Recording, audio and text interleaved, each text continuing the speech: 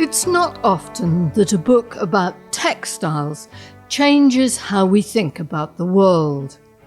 But Elizabeth Wayland Barber's book, Women's Work, The First 20,000 Years, did just that. It came out in 1994. I read it shortly afterwards. I was learning to weave at the time, and I remember consuming it from cover to cover. What she said made instinctive sense. It combined tremendous life experience and scholarship, not just her own experience of archaeology, but also linguistics, mythology, anthropology, literature, and of course her practical experience of being a weaver.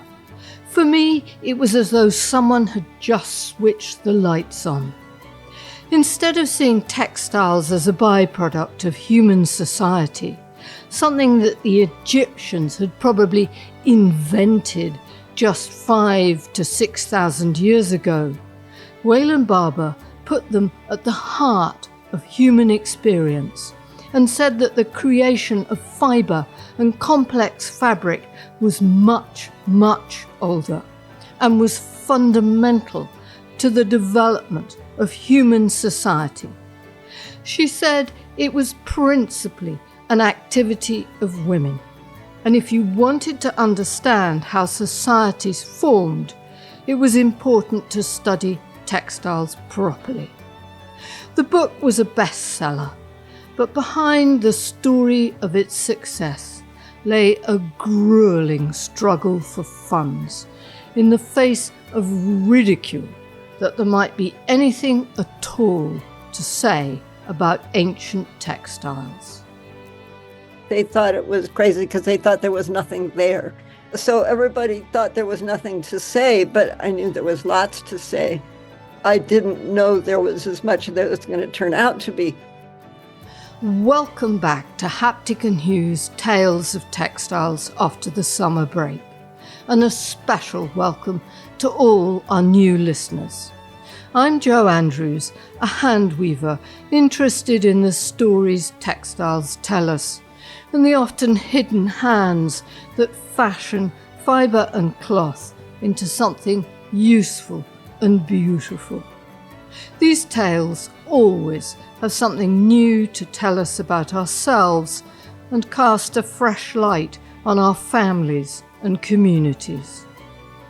In this episode, we celebrate one of the great figures of the textile world and track how Elizabeth Wayland Barber came to write her book, Women's Work, and the tremendous impact it has had on what we know about textiles and fibre. The book has just been reissued to mark the 30th anniversary of its publication. In this month's Haptic and Hugh newsletter, and on the web page for this episode, there's a discount code for those in North America who would like 20% off the price of the new edition. It's one of the great privileges of Haptic and Hugh that we get to talk to some incredible people. None more so for me than Dr. Barber, who's now in her 80s and living in Utah. The tale of how she became the first person to construct a comprehensive narrative about how central fibre and cloth are to human development is a story that takes us right back to her own early childhood. My mother taught home economics before World War II, and one of the things she taught was weaving. And so she had a loom. And when we kids came along, we girls, I have a sister, my earliest years were during the war, and we didn't have much. And so Mom made all our clothes. And I pulled this out. I made this when I was 4 with my mother and my grandmother's help.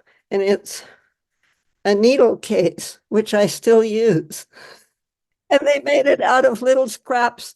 The flowers are very tiny scraps of felt and a little bit of lace, which probably came off of somebody's underwear. And I still have it and still use it. So that's how far back I go with actually being directly involved with textiles. But by the time I was 8, I know I was using the little table loom. And a rainy Saturday morning was made more interesting by getting Mama to open her cedar chest and show us the textiles that she had and tell us the stories where they came from and so forth. So I was textiles up to here. That was one side of her childhood, but something just as important came from her father. My dad was a physicist teaching math to engineers and doing research in blood flow. And he always used to say, never mind the discipline, just follow the problem. When I was in 5th grade, if he'd asked me what I wanted to be when I grew up, I would have said, I want to be a chemist and a physicist and a geologist, and, and named all the sciences because I was steeped in them.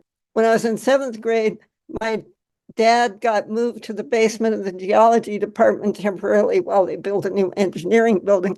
And so when I had to wait for him and Mama to go home, I would go up to the top floor where they had all the dinosaur bones. And my 7th grade homeroom teacher said to me, I understand you're interested in fossils. And so here's a book on fossil people. Well, it wasn't. It was Bronze Age archaeology. And I was hooked. She says she was hooked because archaeology was something that used all the sciences.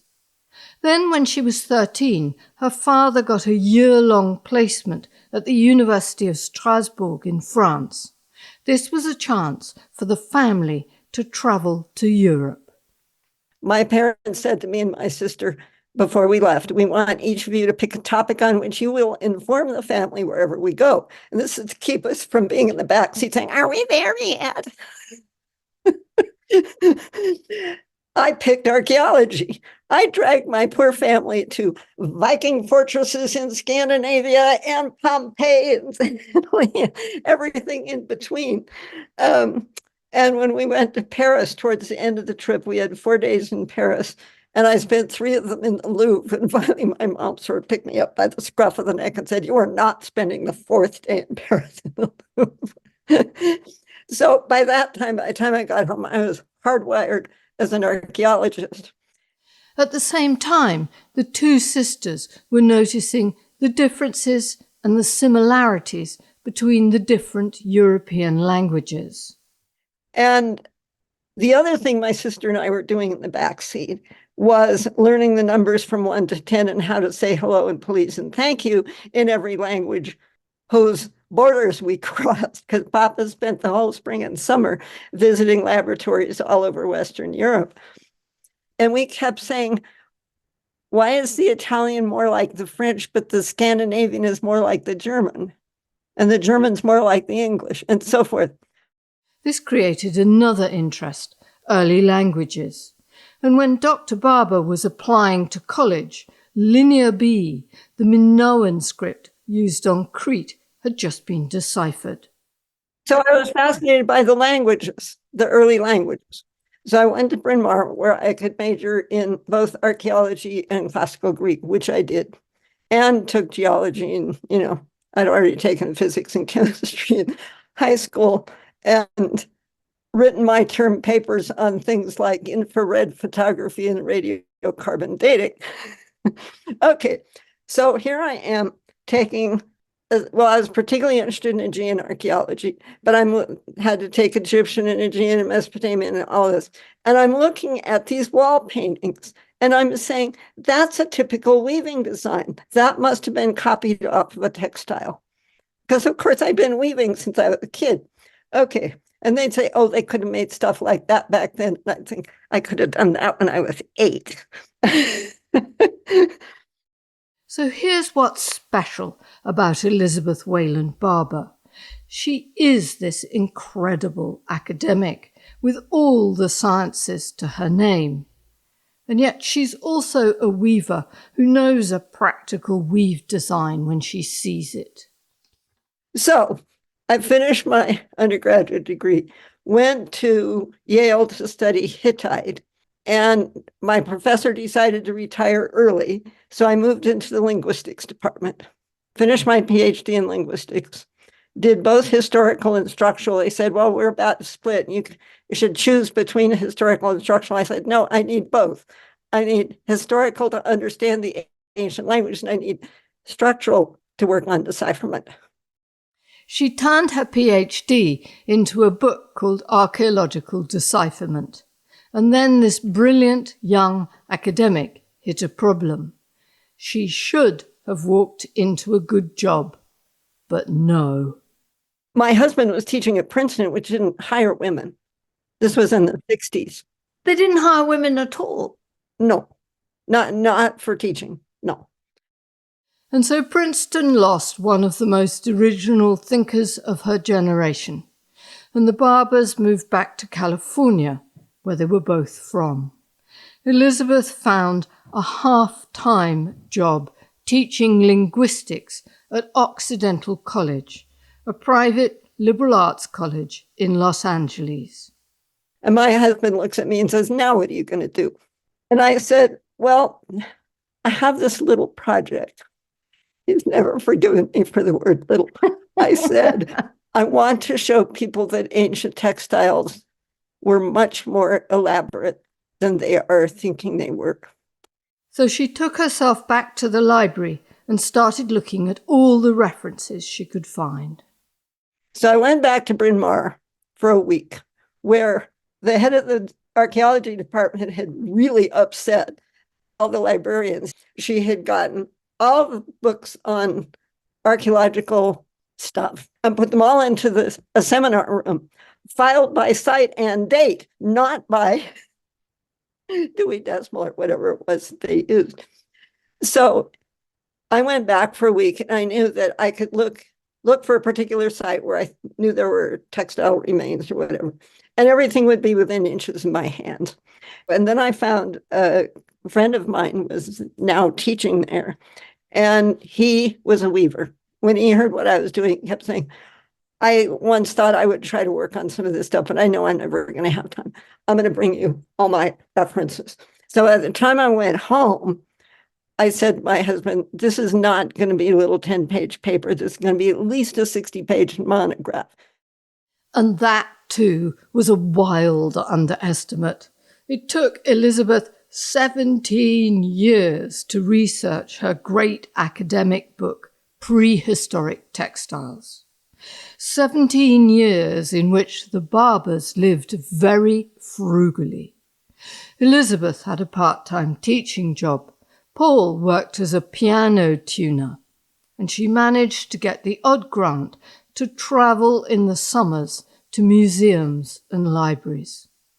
She began, piece by piece, to put together the evidence to show that fibre and weaving was much older than people thought, that it wasn't simply plain weave, that ancient peoples enjoyed and valued dyed cloth and had considerable skills in creating far more complex fabric than had been imagined.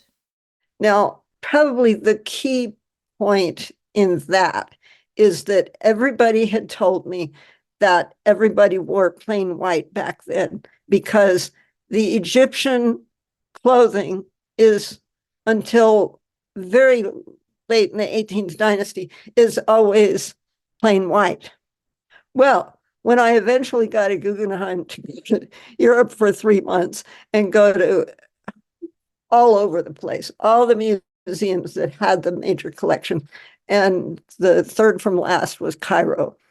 And Paul had joined me in the Balkans because he thought I needed a bodyguard for the Balkans and Egypt. And we get to Egypt, and we discovered that every night you would wash out your clothing in the wash basin. And, you know, there's a white Nile and a blue Nile. There's a third Nile. There's a black Nile, which is what comes out of your clothes when you wash them, because it is so hot and dusty. And that's when I realized they were wearing white linen because they wanted to wash it all the time. And they put color on with that gorgeous jewelry that nobody else has that much of. So that was why, since Egypt was the only place where whole sets of clothing and so forth survived. All the archaeologists just assumed everybody else wore plain white. But the Egyptians were wearing linen, which is hard to dye. And everybody else was making wool, which is easy to dye and comes in a bunch of natural colors anyway.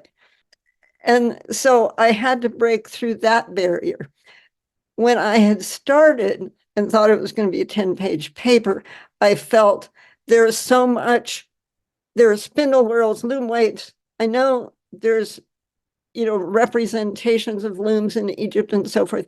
And I could at least demonstrate that they were capable of making fancier cloth. But once I got into it, I found there was far more data than that.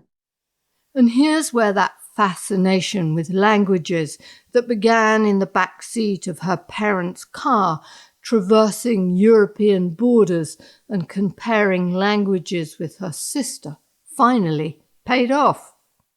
And I have always blessed the fact that I took the extra 2 years to get the PhD in linguistics, because I use linguistics every day. As I always say to my students, always said to my archaeology students, ancient cultures did not honor modern political boundaries. If you're following a problem, as my dad always said, you may go across 5 countries, each of which speaks a different language, and you got to be able to read all those excavation reports. So the bibliography in prehistoric textiles is in 25 languages. And that's only because I was able to do it because I had the PhD in linguistics. She was also able to visit the generation of textile experts who came before her, who specialized in specific areas. People like the Crowfoot family in Britain, whose mother Grace had studied Egyptian and Sudanese textiles. Elizabeth Munksgaard, the expert on the textiles of the Danish bog bodies, and Hans-Jürgen Hund, the man who first catalogued the incredible Bronze and Iron Age textiles found in the Austrian Hallstatt salt mines. But other than that, all I ever found was a footnote, or it was usually not in the index of whatever excavation report I looked at. I just shelf browsed, endlessly shelf browsed. I got on the lecture circuit for the Archaeological Institute of America so that I could go to different universities and give talks, and every one of them I write ahead and say, can I spend 3 hours in your library? These are some of the things I'm looking for. We didn't have interlibrary loan back then. A key breakthrough that allowed Dr. Barber to push back the date of textiles to 20,000 BCE was her understanding of how cloth developed out of string and fibre. When I started, people said textiles didn't go back probably more than about 5,000 years or 5,000 BC at the earliest. One of the ways I had pushed it back to 20,000 BC was the Paleolithic figurines with the string skirts.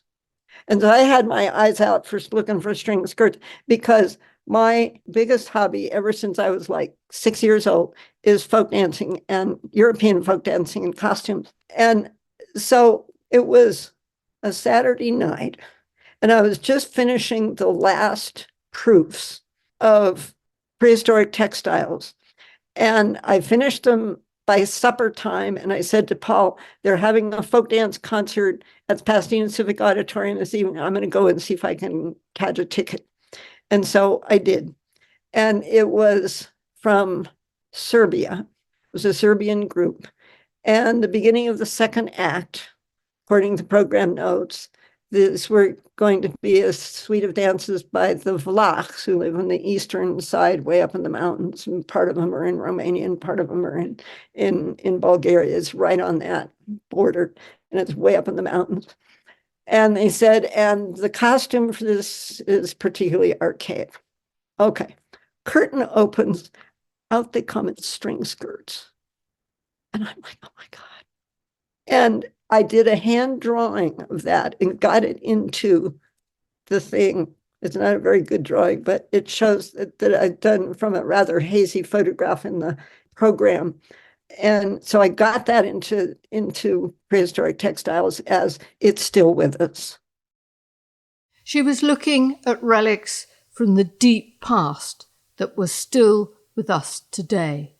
Items that for her meant that it would have been better to have called the Paleolithic not the Stone Age, but the Age of String. I mean, the Stone Age was so set by the Scandinavian archaeologists who first tried to find some way back in the 19th century of setting up some kind of grid for what they were finding. Said, well, we've got the Stone Age, and then we've got the Bronze Age, and then we've got the Iron Age. And it doesn't work very well. But there is a logical progression there. But for the women, it was the age of string, and better yet, of fibre, and all the things that could be done with fibre.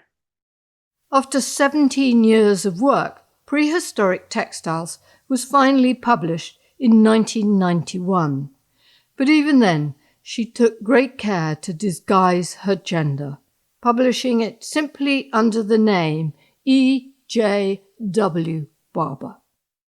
So I had already used E.J.W. Barber when I wrote Archaeological Decipherment, because I knew that men didn't think a woman had any business doing all that linguistics and mathematics.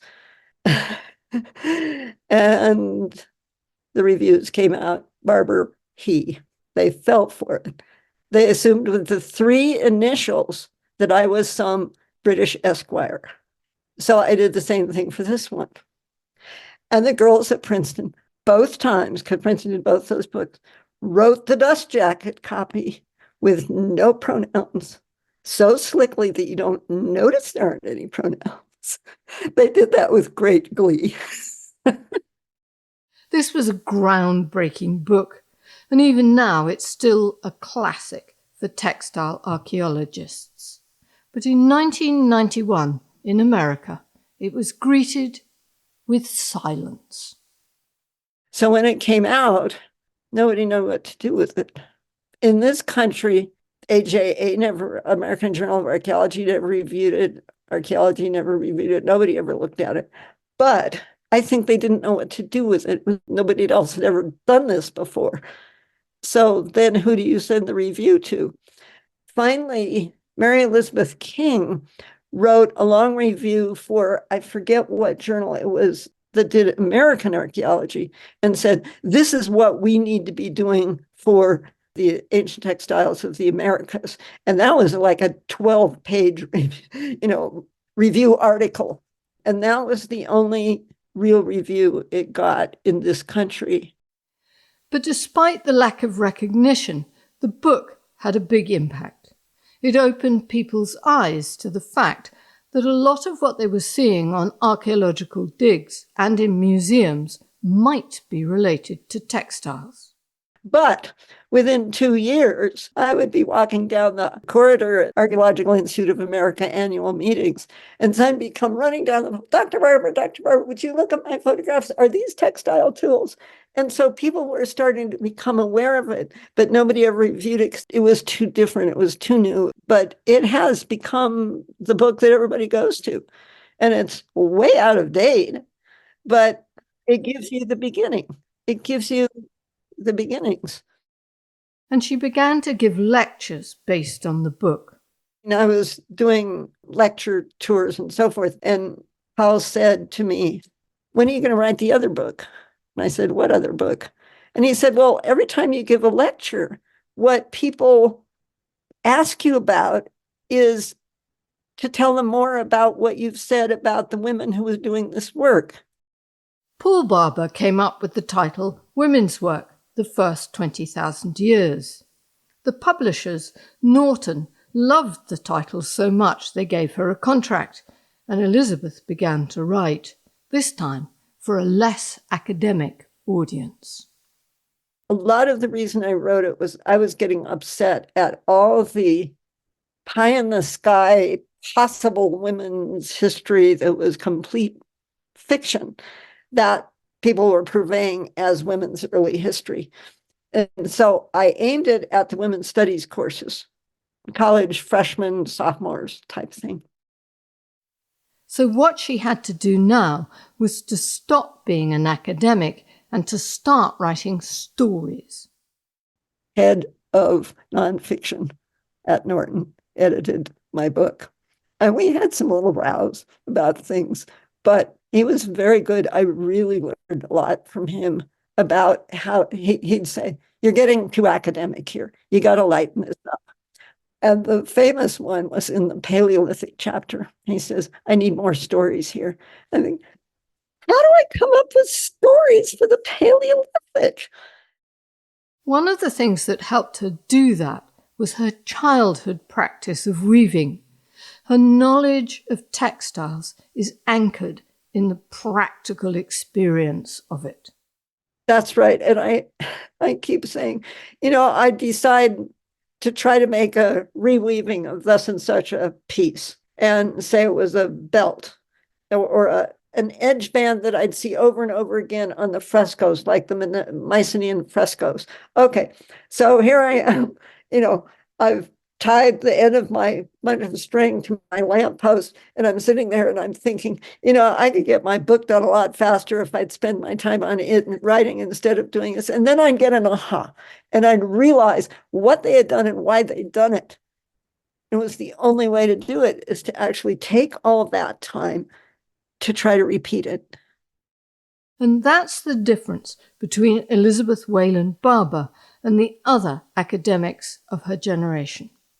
She created a book that has stood the test of time because she was both a doer and a thinker, although the academic in her was ambivalent at the time. Well, to be perfectly honest, when I wrote it, I felt that compared to prehistoric textiles and the previous book, Archaeological Decipherment, that it was kind of a piece of fluff. But in rereading it and seeing the impact that it had, I realized I did it right. and it did have impact. And it did make people stop and think, we know more about early women than we thought we did. But it did something else just as important. The two books, Women's Work and Prehistoric Textiles, created a context in which other archaeologists could begin to look for the evidence that Dr. Barber was writing about. One of the sites she originally wrote about was Dolny Vesternice in the Czech Republic, where they had pieces of pottery dating back to 25,000 years BC. And I looked all through that publication, hoping that they would show a piece of clay that had a bit of impression of string or textile on it. Couldn't find it, but I mentioned it. And many years later, in the mid-90s, they reopened that site. And a friend of mine in Illinois was asked, who was an archaeologist and is of Ukrainian background, she was asked to come and work on it. And she knew what I'd said about that site. And she looked through 10,000 pieces of broken pottery. They were mostly figurines. And she found about 25 pieces that had impressions of string and textiles. And it turned out the textiles were not only twine, but there was at least one piece of true weave represented 25,000 BC. Okay, so she publishes all this stuff. And then my friends at UCLA, who of course had heard me talk quite a lot, were excavating in Georgia, and they found remnants of string of 3 or 4 different colors from 30,000 BC in a cave. See, now people are looking for it, especially if they're women on the team. 30 years on, she regrets not calling the book Women's Work the first 30,000 years, as now the dates of the first textiles and fibres have been pushed back so much further. In particular, Dr. Barber says there's been a find in France that dates back at least 55,000 years before the present. We're discovering that the before is a lot before than we thought. Just recently, there's this find in northern France of deliberately made string, Neanderthal. Well, and as I said in Prehistoric Textiles, and probably again in Women's Work, by 20,000 BC, they were already so good at it that it had to have a much earlier history. In around 2014, Dr. Barber was invited to a conference about ancient textiles at Hallstatt in Austria. Most of the people giving papers were women on ancient textiles. Not all of them, but most of them. And as they discovered who I was, they would come up to me and said, "Thank you for having written your books, because I was interested in archaeology, but stones and bones just didn't do it for me. And then I discovered archaeological textiles." So here was this entire lecture room full of European women working on ancient textiles.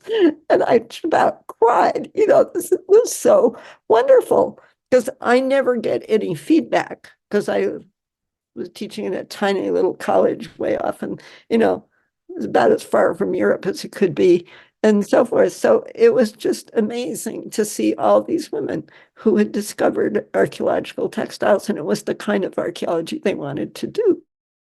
There's no doubt that Elizabeth Wayland Barber is the guiding spirit of a whole new generation of archaeologists who understand how important textiles are and just how much they have to tell us about the skills our ancestors had and the contribution they made to our societies. Because of her work, ancient textiles are no longer discarded as worthless. And now we know that humans like us have been creating string, fibre and cloth for thousands and thousands of years, and that they have served humanity incredibly well in a myriad of ways. Well, as one of my friends always said, if your work's your play, you got it made. If you enjoy making cloth, if you enjoy weaving, embroidering, whatever, if you really enjoy working with textiles, then it's wonderful. I mean, it's like the women were saying to me, they didn't like stones and bones, but they did like textiles. So now they've got this wonderful career. And I think that's the way it is. You have to go where your love is.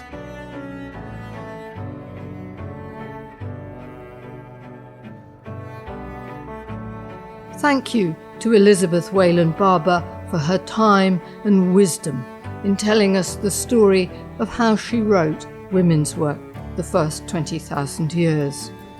You can find out more about this episode and get details of the discount of the new edition of Women's Work at www.haptic-and-hue.com/listen-series-6.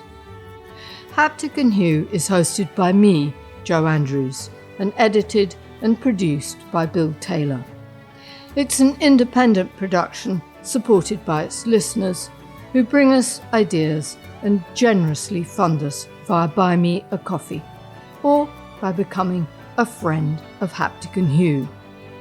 This keeps the podcast free from advertising and sponsorship. It also brings you something extra every month, with a separate podcast called Travels with Textiles, hosted by Bill Taylor and me, where we cover a whole range of different textile news and topics. This month's new episode has details of a special exhibition in New York on real clothes and real lives. This is not couture, but something very far from it. A look at the clothes that women actually wore in the 19th and 20th centuries. We'll also have an interview with Hector Call on her new book about India's beloved Kantha cloth. You can find out more about Friends of Haptic and Hue at www.hapticandhue.com/join.